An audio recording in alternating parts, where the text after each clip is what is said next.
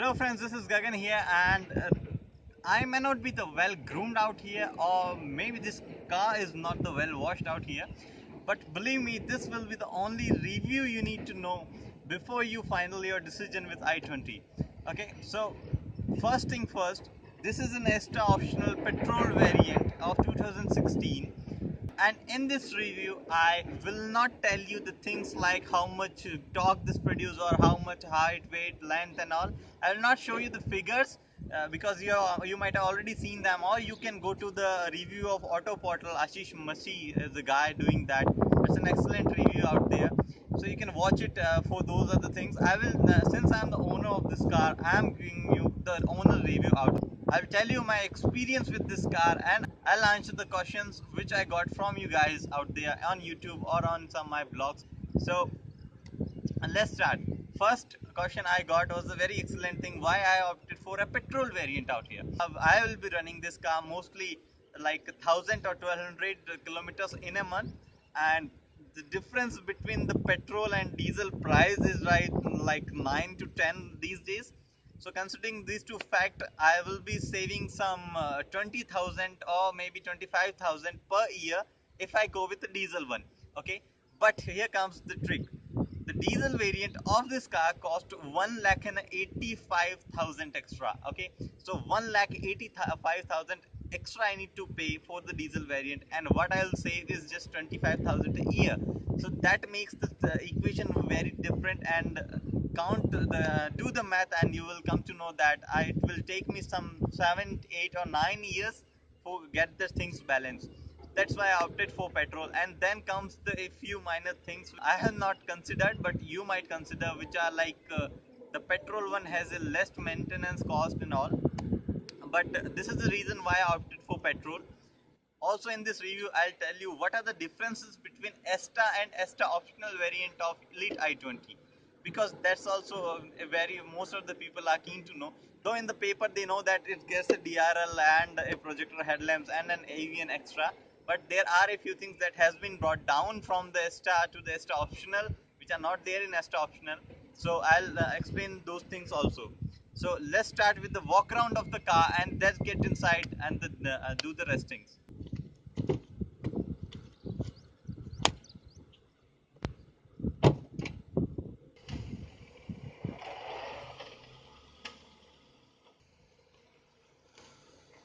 So here I am driving the car right now, and I'll talk about the engine and the run of the car, how it runs, how it brakes and all. So let me start it with the how the engine starts and all.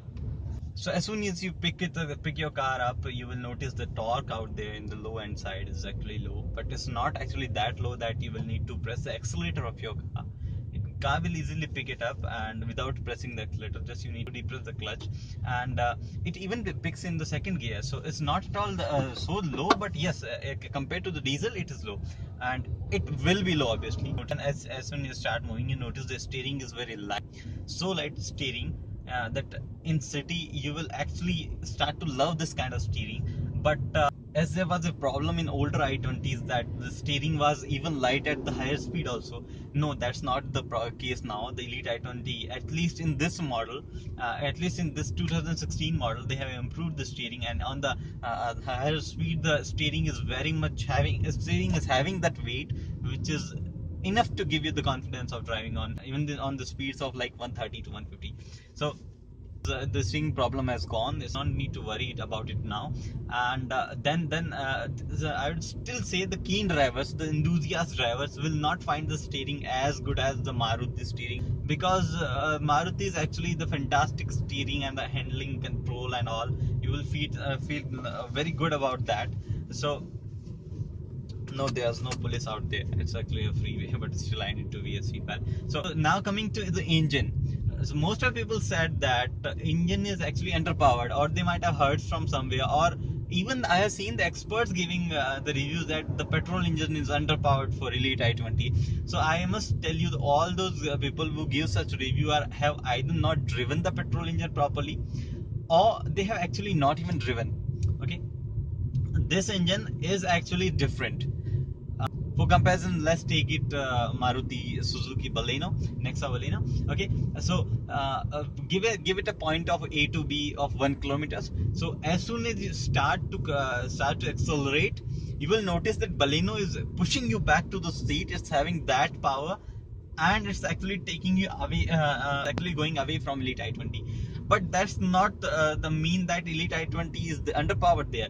It is actually linear and steady in power delivery. Both will almost take same point of time from A to B, because i20 will continuously continue to grow it steadily and continuously giving it power, increasing it power as soon as you start it up, and the Baleno will give all this punch initially, and then it will be like on the okay mode. So this engine is giving power in a linear mode, and actually that's a good thing, at least for the new drivers, or for the drivers who are actually peace loving out there like me, who actually just want to sit in the car, enjoy the music and drive very like lightly. And what benefit for the new drivers is, as soon as you press the accelerator pedal, it will not go away here and there, it will not push you back on your seat.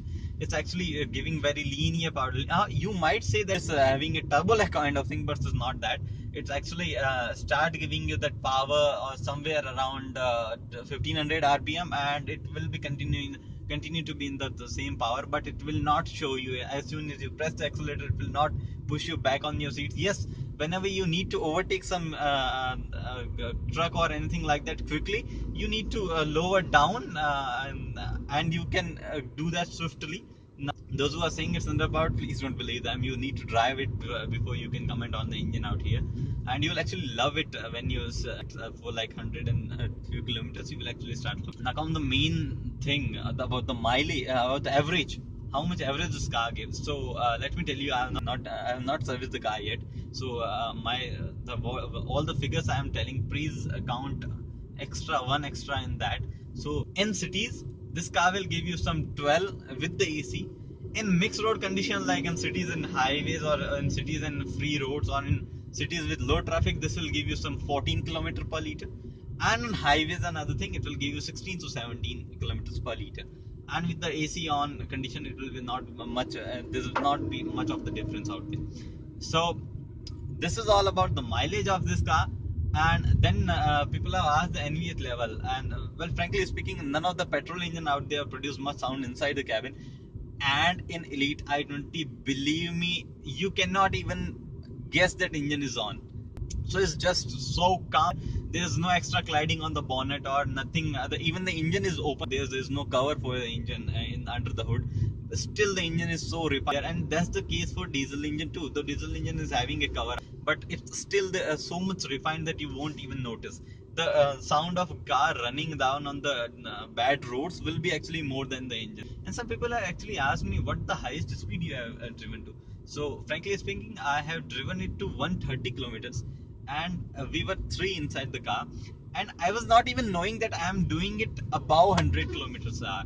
It was when I saw the MID there, and it was showing you 128, 129, 130.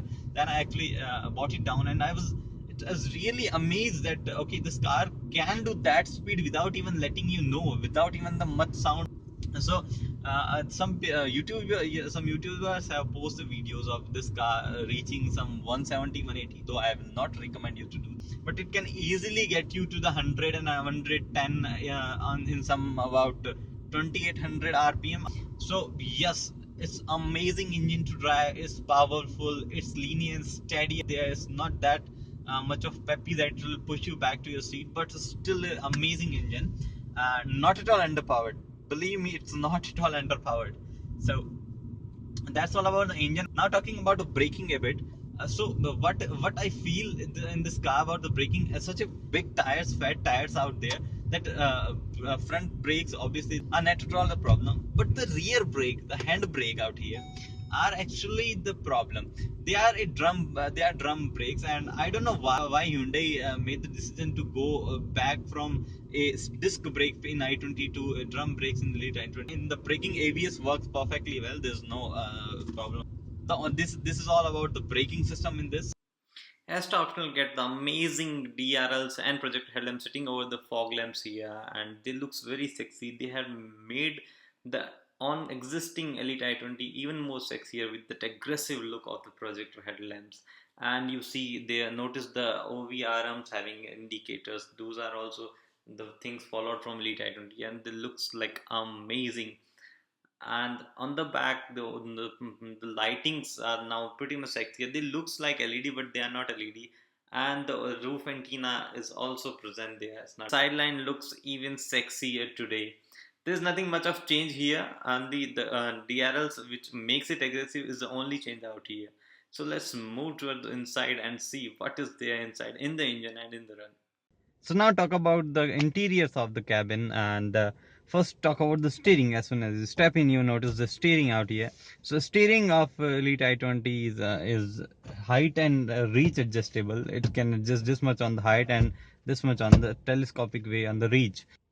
And in the steering, the position of horns are pretty much okay. You can easily press it from here and press the horn, and even from here. And there are in total 13 buttons to control the things. This button is completely, this side of buttons are completely dedicated to MID, and this side of buttons are completely dedicated to avian system or the music system out there. Yes, you cannot control the AC and all from here, and you have different setup for that. So side controls houses here. Obviously, this is completely for wiper thing. This is for indicators and lights. So there's a problem in indicator, I want to tell you. In other cars, I have seen that it taking a 90-degree turn, and then taking the steering back will turn off the indicators automatically. But in Elite i20, you need to give actually an extra effort or an extra tilt, an extra movement, so that they get turned automatically. Let me show you with example. So I have turned the indicators for right hand side, and I will almost use this much of my steering for turning a 90-degree, for having a 90-degree turn. And when I'll bring it back, the indicators will not turn off automatically. So I need to at least have turn staying this much and then bring it back to turn the indicators off. Hyundai should actually look into this. This is actually a serious thing. Not every time we need that much of turn in steering, and 50% of 60% of time I find myself turning off the indicators manually. So now move our attention to the avian. I have actually made a separate video, and you can see in the right corner right now. This is having a navigation and audio video playback. Yes, it can play video from USB.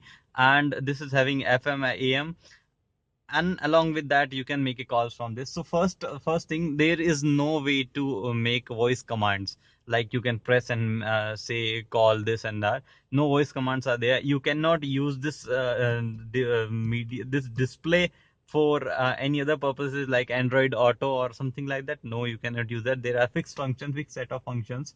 Okay, so what Asta optional is losing when they are getting this avian. So Asta is not having this avian system. Asta optional is having.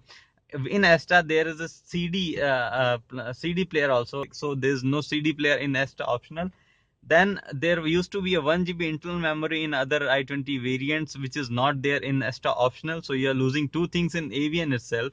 Though you are paying higher amount, though you are getting a bigger version, but you are losing two things: no CD player and no 1 GB internal memory. So there's this camera out here. Instead of ECM mirror, you get the camera down here. So this camera, I would tell you that it's pretty much okay, good resolution and good things. But in night, you will see the lack of light, and there's only one rear view light that's also on driver side. So other light is missing for the cost cutting. If that would have been there, that would have added a good things. But yes, it's not that low that you won't see the bigger objects like a stone or something like that. But still, the resolution get so much affected in night. So night vision is not that good. Then one more thing I have to tell you, that this is a very strange thing. This avian system has no link with the speedometer, tachometer, and the MID present over here. And this speedometer, tachometer, MID has no relation out there with this avian. Apart from that, the gear only talks with the MID and tachometer and things, and the rear brakes or the handbrake only talks with this. The avian do not know in which gear and which speed the car is, and the MID functions do not know the handbrake is applied or not. The only thing you see about handbrake on the signal is the red light flashing about the handbrake.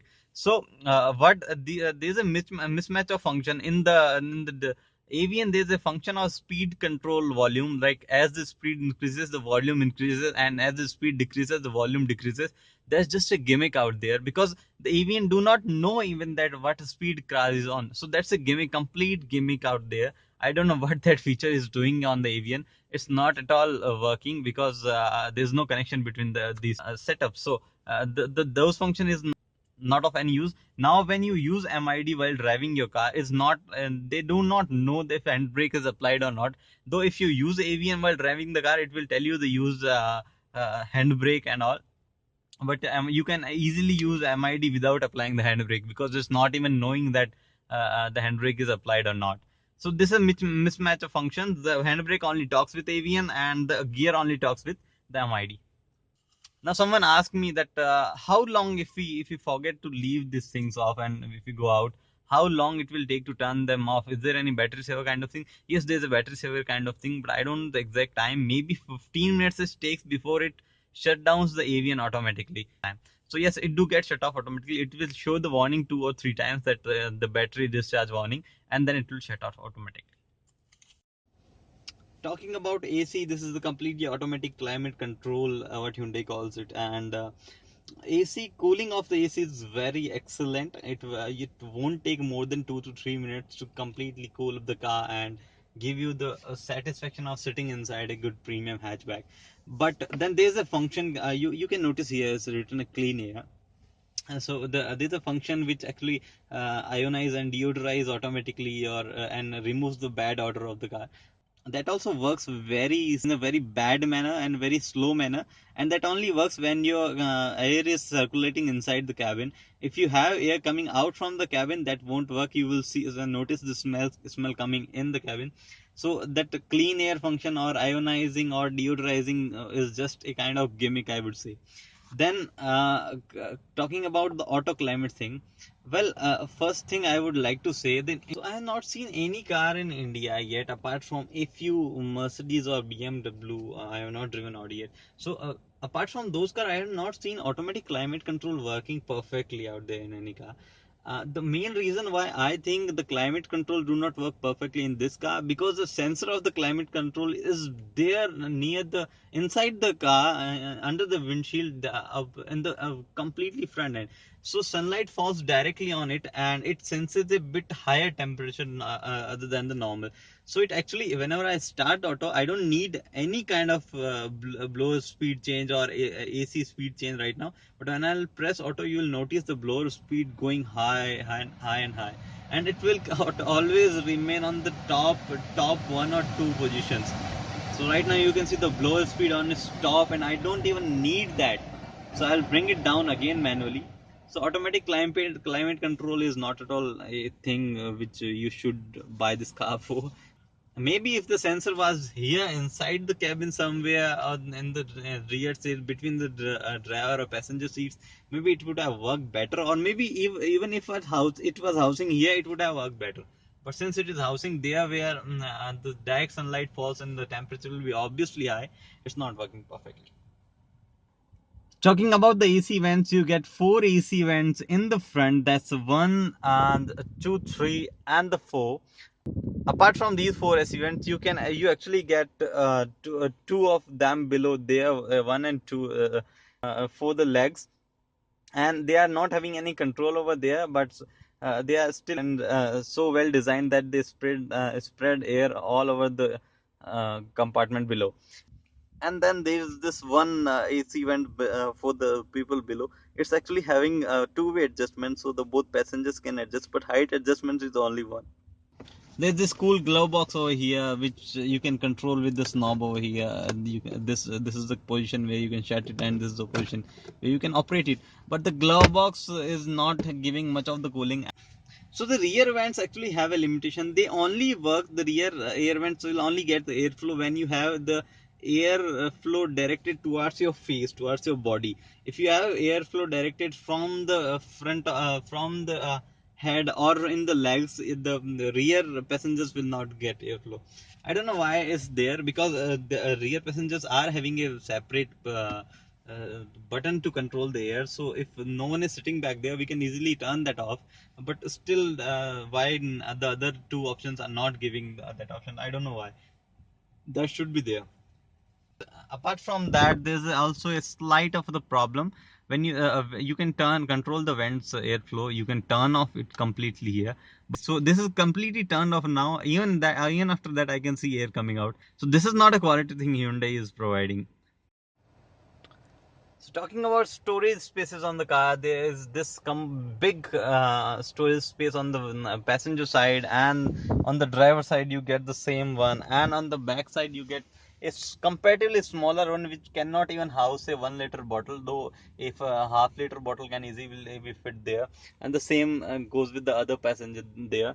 There's a few bottle holders here, and this you can easily fit in 2 to 3 mobile phones here, which are kind of 5 to 5.5 inches. And there's this storage armrest storage out here, and there you can keep a few things which you want. But I want to tell you that if you are thinking this armrest is actually useful for your trips and all, no, this is not. The seat, unless you are some 6 foot tall or something like that, or you have a long arms, this will only be useful for you. But for the people like who are to 5'8" or 5'10" or even 5'11", this will not be any useful kind of thing. So your hand will not reach, actually you will not be able to use this armrest. So don't go with the thing that this is having a armrest. This can be better used by the co-passenger sitting down there instead of you. Talking about the boot space, we move to the rear one, and there's a big boot over here, and I'll make a separate video about this boot. This is the car cover actually I got with the car. So if you need to know about the boot properly, I will make a separate video out there. And the both seats get folded separately. There's a 60-40 split, 60-40 split, and you can split both the seats. You can fold both the seats, and then you can increase the boot space there. So here I am sitting on the back seat of Hyundai's Elite i20, and seat comfort is pretty much good on the back seat also. The most comfortable seat will be obviously driver one. This seat is also equally comfortable, but this is sitting lower, so under thigh support sometimes may not be that good. The rear seats are actually comfortable, and there are for talking about security sense of Hyundai is actually removed the 6 airbag from any of their variants. Now you only get 2 front airbags, so there is no airbag over here, which used to be there in i20. And there are seat belts obviously, which actually even holds. There is a seat belt holder also. So 3 seat belts are there. Two of them are 3-point seat belt, which are in the same fashion as the front one, and one is this 2-point seat belt over here. So you might be noticing the seat cover also from that long. Actually, seat cover. These are the seat cover of Hyundai Accent, which I got from my dealer for after some arguments over some price related stuff. So actually, I will install the seat covers. I will install some leather kind looking seat covers, which might cost me some 7 to 8,000 rupees. So yes, also these headrests are adjustable. You can easily adjust and remove these headrests, and you can adjust according to your head height. So now, since we have talked pretty much everything about this, now let me tell you a few things about the car. Asta optional. Some of them asked what Asta optional is having additional than the Asta variant. So first, let me tell you that as I already told, the DRLs and projector lamps are not available in Asta variant. Apart from that, the AVN is not available in the Asta variant. So basically, these are the only two things which you get extra from the Asta in Asta optional.